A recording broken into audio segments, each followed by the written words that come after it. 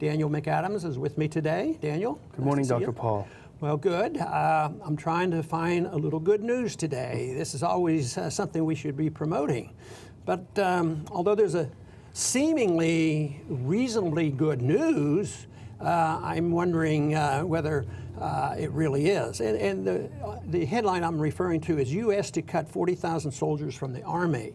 And maybe we're going to get a peace dividend. And the troop levels have gone down. There was, at one time, at the peak of the war in Iraq and Afghanistan, there were 570,000 American troops, soldiers, and they're down to, if they get rid of the 40,000 more, they'll get down to 450,000.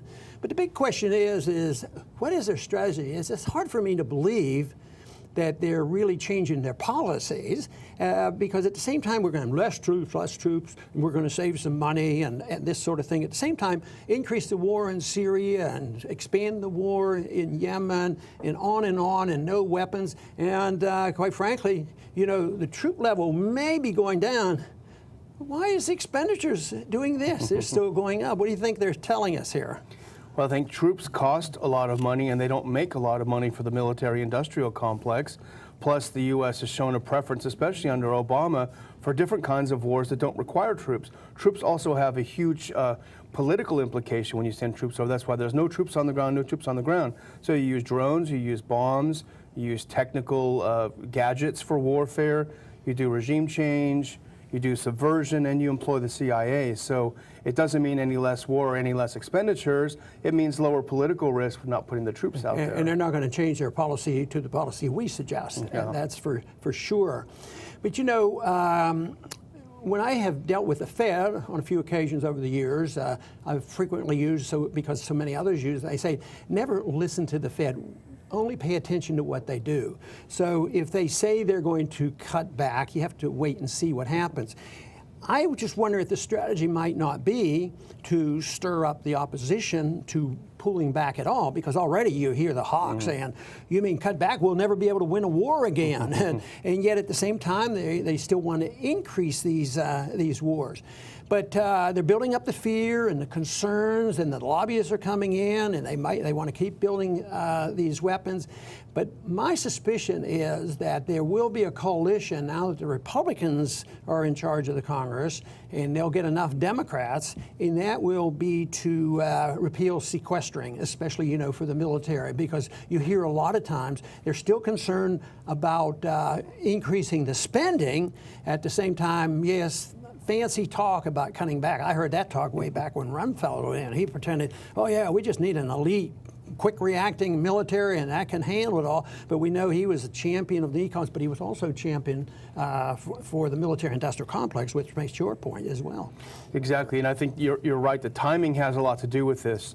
Not only do we face the so-called sequester later this year, which, as you know, is not a decrease in spending, but a reduction in the increase, but you also have the new national military strategy of the U.S. came out within the last few days, and that talks about the U.S. maintaining its global dominance overseas. It talks about how there'll be more conflicts developing more rapidly, they'll last longer and take place on a more technically challenged battlefield. Yeah. So you have this, and so I think you need to stoke up fear. But this report came out yesterday, this 40,000 cut, like it was a leaked document. But what's interesting is I went back and I looked, and the Army Chief of Staff, General Odierno, said way back in January that, yeah, we're gonna go down to 450. We're gonna cut 40,000 troops in the next couple of years. So this is not news. Now, this map we have here showing, where all our bases are, they're not talking about really reducing those bases. They're always talking about adding more.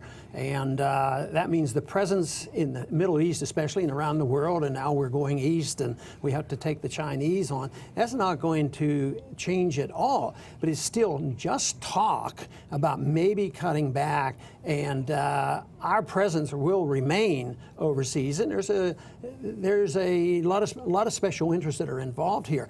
But the other day we talked about the failure of this training, because this is what they want to do, depend on surrogates to fight these wars so Americans don't get killed.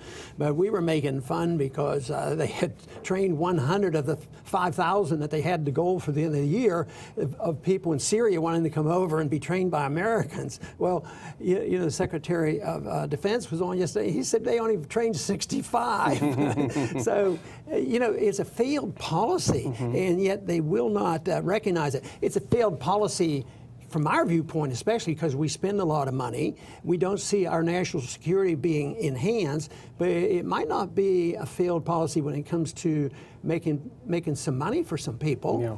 It's the biggest scam in history on the American people, that they're led to believe that all of these bases overseas that we saw in these graphics, somehow that makes them safer, when in fact, as you know, it makes them much more vulnerable because of the local populations that are irritated and the destabilization. You know, one question I've gotten, which I think is challenging, because they say you can't win wars with bombs, you have to have people on the ground and this sort of thing. But what about the people who have argued about the Balkans? You know, that was a lot of killing and a lot of bombing, and they claim victory there, but my guess is that we still have a fair amount of instability there. But on the short run, how legitimate is their claim that bombs can produce victories? Well, it's still, in the Balkans is a great example because it's bubbling just below the surface. It's only an infinite occupation by foreign troops that's kept it from bubbling back up again. So there's no stability there whatsoever. Well, I cannot see how any of this will ever change. I do not think we can claim this is a little bit good news today. It's news that is meant to sound good, but it should make everybody more alert. But you know, especially our listening audience aren't all intrigued with believing everything the government says anyway, but we just need a broader audience that questions what the government tells us.